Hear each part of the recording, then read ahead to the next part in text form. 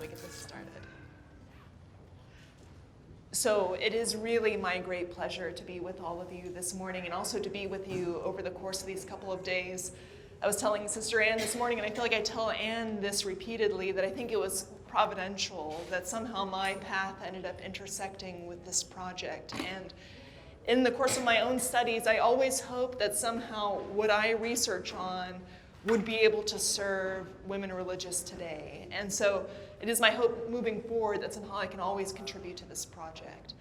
So the topic of my talk this morning, and I feel like it's going to be this sort of flash through history, so hold on to your seats. We're going to be moving fast. I'm not going to cover all 2,000 years of the history of women religious. To do that in 20 minutes or 30 minutes, if I'm able to stretch it just a little bit, is impossible. And also, looking out at this audience right now, I see so many women religious that are coming from different communities, and I fear that if I started to talk about some, that I would invariably exclude others, and I don't think that's fair. And so I'm going to take a slightly different approach in talking about the history of women religious this morning.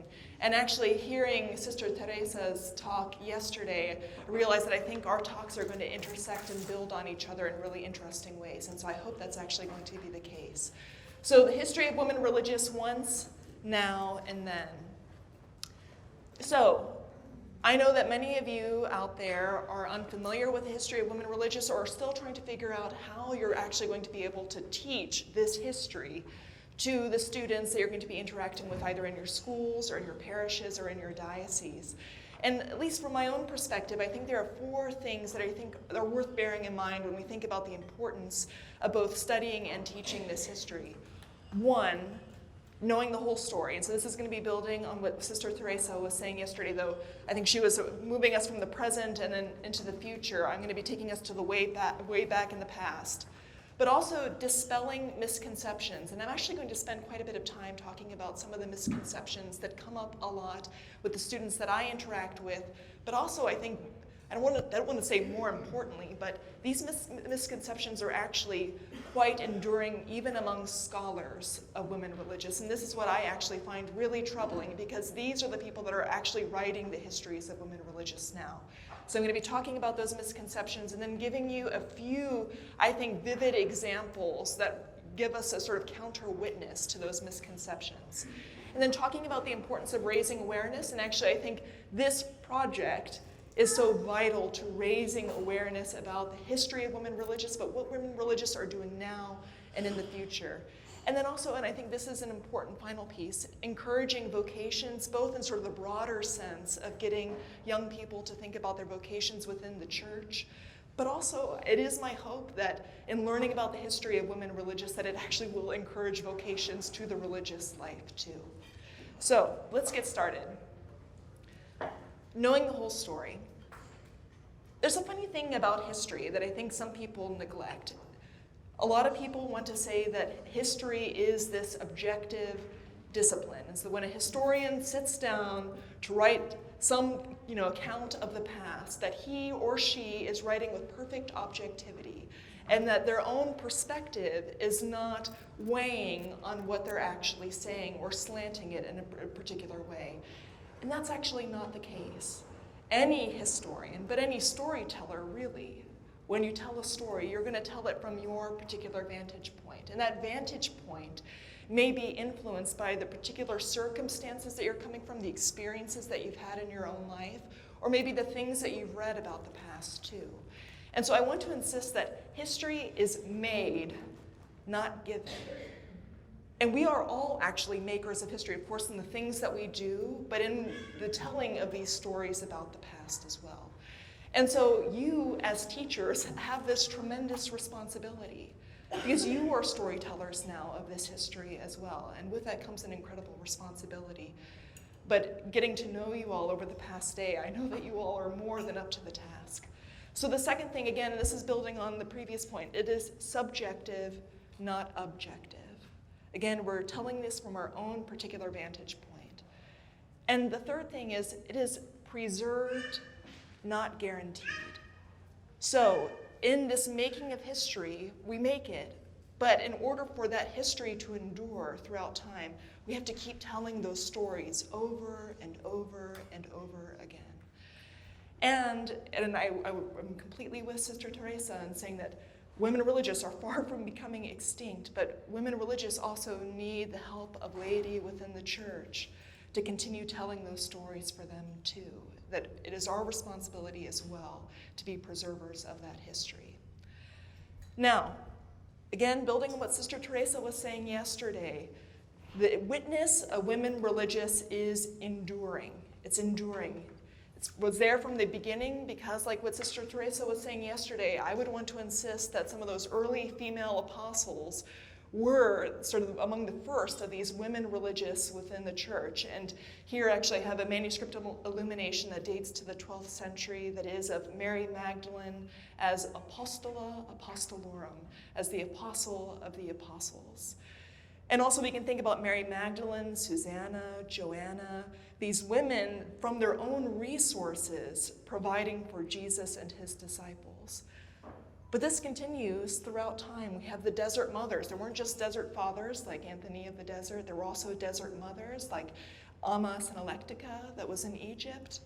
And then continuing to move forward, of course, we celebrate Benedict as the founder of sort of Western monasticism, but we often forget his twin sister, Scholastica.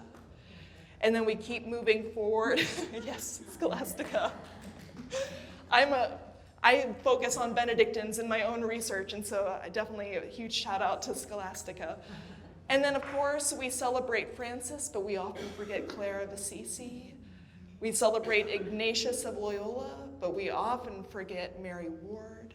And this continues throughout time, and this is when you pick up any history of women, history of religious life or history of monasticism, just look in the index to see how many pages are actually dedicated to telling the stories of women, and you'll find out that it's actually far too few, the number of pages that are dedicated to this history. And I think it's time for us to start changing that, to show how women religious, again, were there from the beginning, they've been there throughout, and I know with all my heart they're going to be there into the future as well. Now, something that Anne and I have talked a lot about is that the history of women religious tends to exist on the margins when we think about the history of the church. And some of that actually I think is by design with women religious. And Sister Teresa was talking about this yesterday, that sisters are more than happy to sort of be behind the scenes and do all the work and refuse to take any credit for what they've done. And also, their work often takes them to the margins of society, taking them to the very least and disadvantaged among us. But because of that, they're not usually among the most powerful, those that are writing the history. And unfortunately, as Winston Churchill said, history is written by the victors. And because of that, women religious are too often at the margins. And what I want to talk about today is trying to bring women religious to the center of that story of the church, while also not neglecting their prophetic witness as well. Because I think that's why they're out on the margins as well, is that women religious have been and will continue to be our prophets within the church. So, dispelling misconceptions. So the misconceptions that I want to talk about today, they're 5. And these, some of you may actually be familiar with, some you may not be, but these again are ones that come up time and again with my own students, but also come up time and again with scholars that I interact with as well. So forcibly professed, strictly cloistered, wildly rebellious, intellectually inferior, and spiritually dependent. So let's take them one by one. Oh, just a quick one, and then I feel like I didn't want to spend too much time on this because Sister Teresa already talked about this yesterday, but these misconceptions also, of course, are coming to us through popular culture as well. And Sister Teresa talked about a number of movies that, of course, depict sisters in certain ways. I decided not to put some of the racier photos up, but there are certainly plenty if you just type in like naughty nuns into Google and you will get plenty. But I think popular culture is certainly one source of where these misconceptions are coming from. But of course, popular culture can be a great way of showing sisters in really positive ways too. So Sister Teresa was talking about Dead Man Walking yesterday. All right, so forcibly professed. So what I mean by this is that there is this misconception, that women religious, more often than not, were forced into religious communities against their will. And there were a number of reasons why, at least scholars think, this happened. Either daughters were given to monastic communities or other kinds of religious communities as young children, as what we call child oblates, and then had to remain within the community for the rest of their lives. And it was either because the family didn't have enough money to support them, and so they ended up giving them to the community, because at least during the time period that I'm interested in, during the Middle Ages, marriage dowries were really expensive, and the religious life was a cheaper option for most women, for most families. Also, some scholars have thought, well, women entered the religious life because they were unmarriageable in some way. That maybe there was a physical defect, or there were other reasons why that she couldn't get married. And then also, a number of women that entered the religious life were widows, and the thought was that they were unable to be financially supported by their own families, and so they were given to the religious life where they would be taken care of there instead. And also, there were real political and spiritual advantages for women religious being a part of religious communities. By giving a daughter or a mother or a sister to a religious community, you had someone who was dedicated to praying for the family there. And also, many religious communities, especially in the early and late Middle Ages, were these incredible centers of political power as well. So it was a way for a family to shore up its dynastic power as well. But I also want to highlight and emphasize that, of course, you can just look around us here today, that there were many women who they exercised their will in choosing the religious life as their profession. And this is true throughout history. And one example that I want to give you is Eddy Bob of Godstow Abbey. So I'm taking us to the 12th century right now. Godstow Abbey is located just a little bit north of Oxford. And sadly, most of actually the religious houses in England that existed in the Middle Ages no longer exist, because they were all destroyed in 1538, 1539 by King Henry VIII. And so actually we only have a few ruins of some of those communities. Fortunately, with Godstow Abbey, we actually still have the ruins of the chapel that's visible up there. Now, Eddy Bob, and actually you can see her, this is the seal. Oops, I don't know if I can. Nope. I'm not sure which one. I'm going to move over here. Eddy Bob is actually here at the bottom of this monastic seal. So this is what communities would use to seal letters and also to authenticate documents.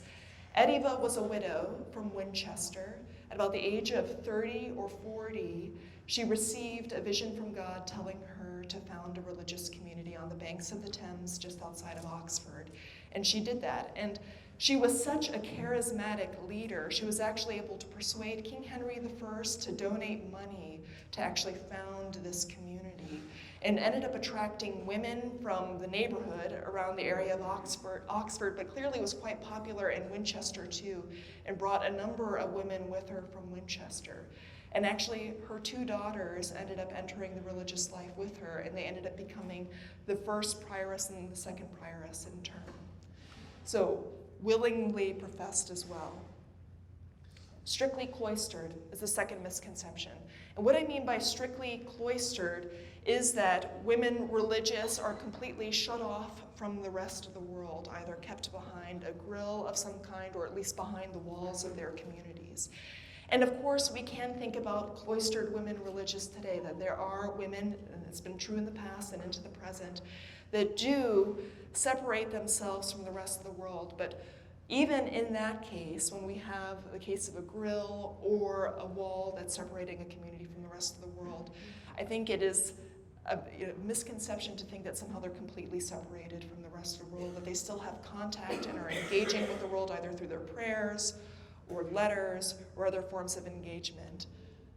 But of course, we also have women that are actively engaged in the world through their ministries with others, whether it be as teachers, as nurses, or as Sister Teresa was talking about yesterday, working with immigrants or those that are in the process of transition through halfway houses.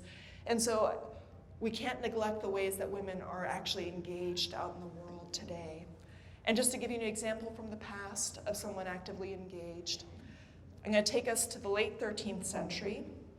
In 1298, Pope Boniface VIII issued a papal bull called periculoso. Danger. Danger is what it means.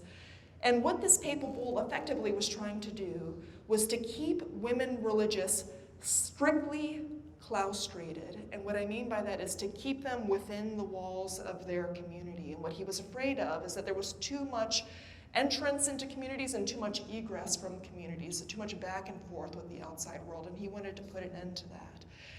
And so what Pope Boniface VIII did, and this happened with every papal bull that was issued, especially when it related to religious life, is he made sure that the bishops of every diocese, and this is within Western Europe, made a copy of the bull and then hand-delivered it to every single religious community within his diocese.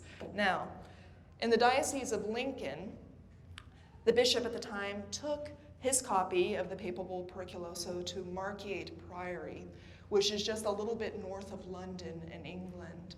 And what the bishop did is he read the papal bull out loud to the community of women religious that were at Margate Priory. He delivered the copy to the prioress, turned his back to leave, and what she ended up doing was she threw the papal bull at the back of his head. And what's interesting to me in thinking about this community is that actually the founder of this community, and she's figured here on the bottom, was a woman named Christina of Margate. And this woman, and you can see it so beautifully in this manuscript illumination, is that many, both male religious and also laity from the surrounding area would come to her for spiritual counsel. And she also would go to their communities as well to give them spiritual counsel. And so I'm convinced that the reason why the prioress of Margate Priory in the late 13th century had the chutzpah to throw the papal bull back at the Bishop of Lincoln was because of the witness of her foremother, Christina of Margate. Wildly rebellious. Now, I actually had to swap out some of these photos because I realized that I was going to be videotaped and also that this was going to eventually be posted. But it was actually the manuscript illuminations from the Middle Ages that I ultimately had to censor because they are actually quite raunchy when you look at them. But there is this perception of women religious, and it goes back to this point about women being forcibly professed. That if they actually did not have a genuine spiritual vocation and were forced into the religious life against their will, then somehow there must be these sort of latent desires to sort of live a life that would, not be religious. And usually there are sort of sexual undertones as well to this thinking. But of course, what I want to say is that women religious, I think, are rebellious, but in a radically faithful way. And we see this in so many different ways, and we've been seeing this so much of late, too, with the recent debates about immigration, just women religious standing up for those who do not have a voice. And it's, again, this sort of radical prophetic witness that women religious have. But this is true in the past as well.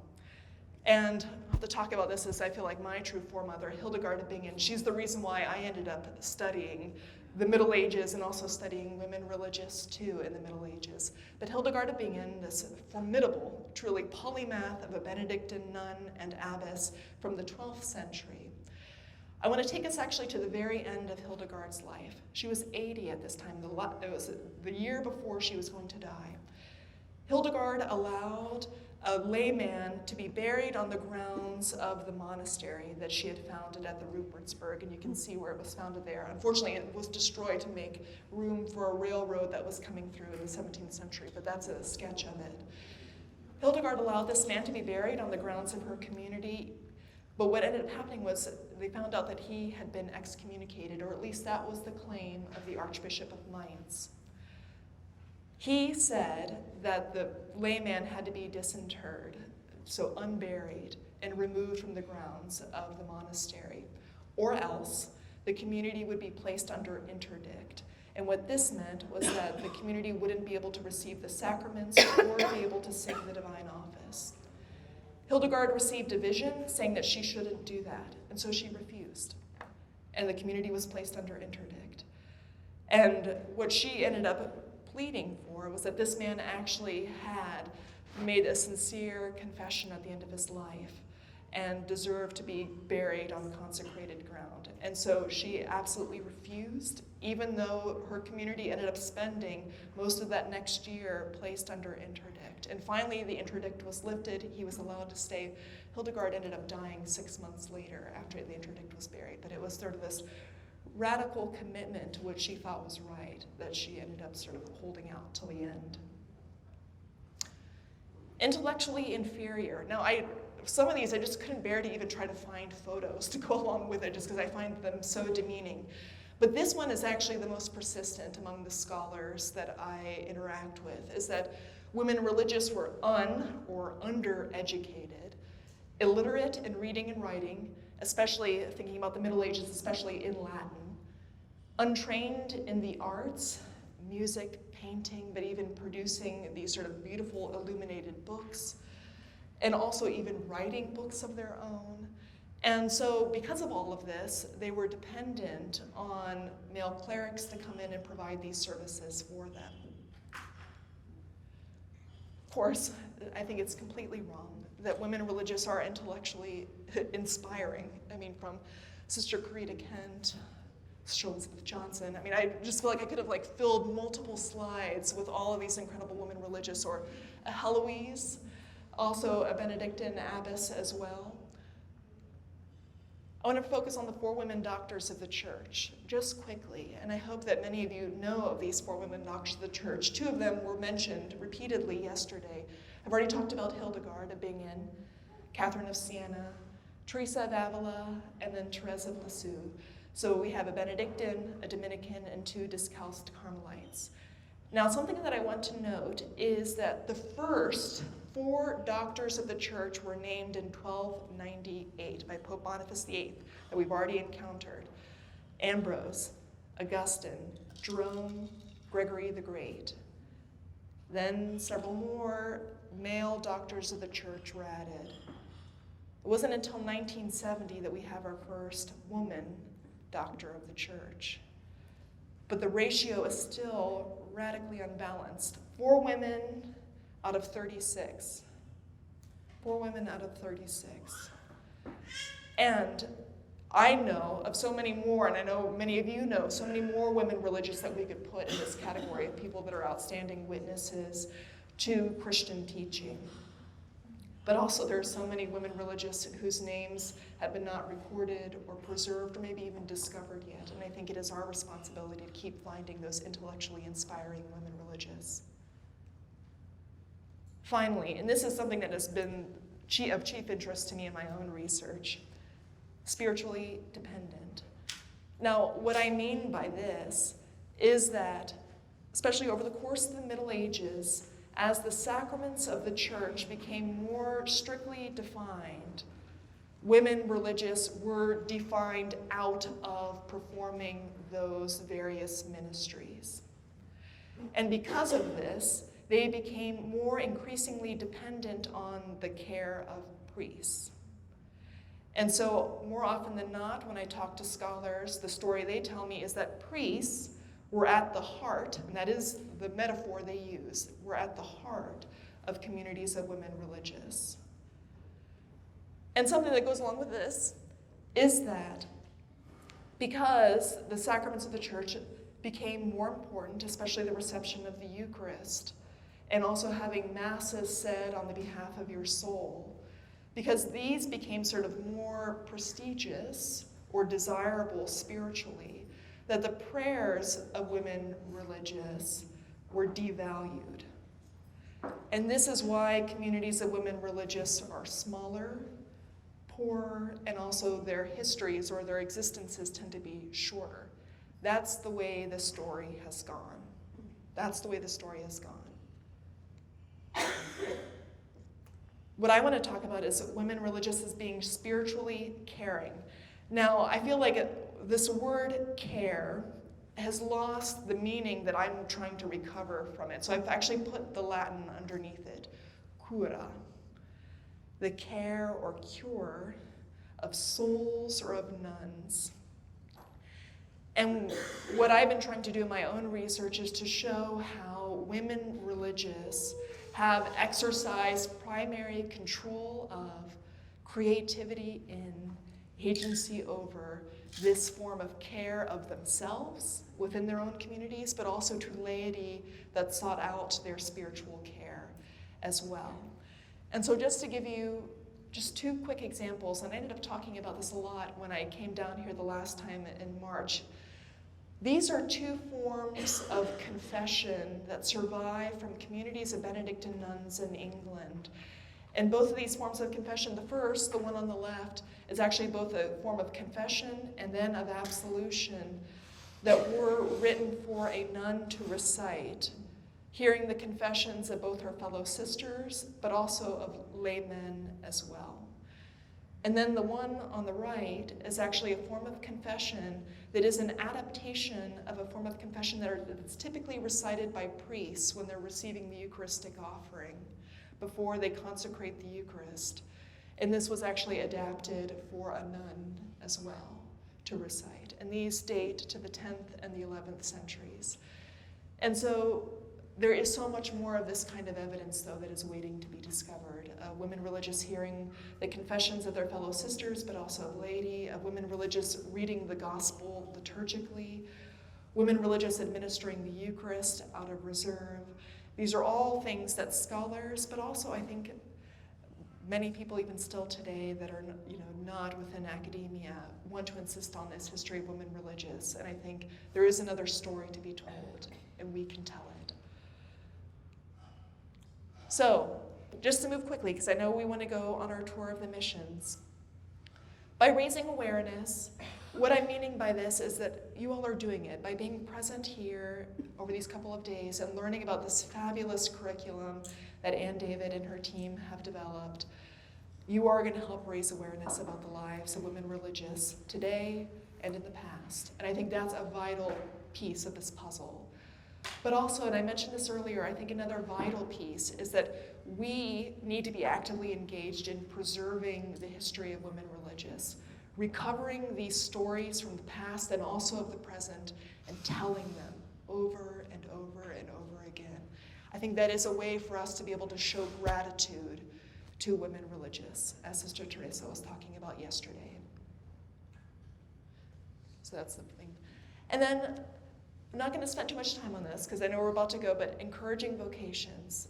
And I think by teaching this curriculum, I think we will encourage young men and women to think about the religious life as a vocation. Now finally, and I'll be leading a couple of workshops this afternoon, but these are some questions that I want you to ponder between now and then if you end up coming to that workshop. First, what misconceptions about women religious and their history do I, my loved ones, parish members, and or students perpetuate? And something, and as I wrote this question, part of me also thought that we may now be getting to a point, though, where these misconceptions aren't even the problem anymore, but almost a complete absence of any kind of knowledge or familiarity with women religious. So if that's the issue for you, please think about that as well. Thinking about the roots of those misconceptions, and then how we can identify and dispel those misconceptions. And then finally, and this is something that I'm really interested in, because as we continue to develop this curriculum on the history of women religious, is what are the stories that you think your students, parish members would connect with? What types of stories? Because I really want to know what those are so we can make sure that the curriculum is really tailored to addressing the needs of students now. So I'm going to leave this up there, but I see Ann moving, and so I'm going to cede the microphone, but thank you so much.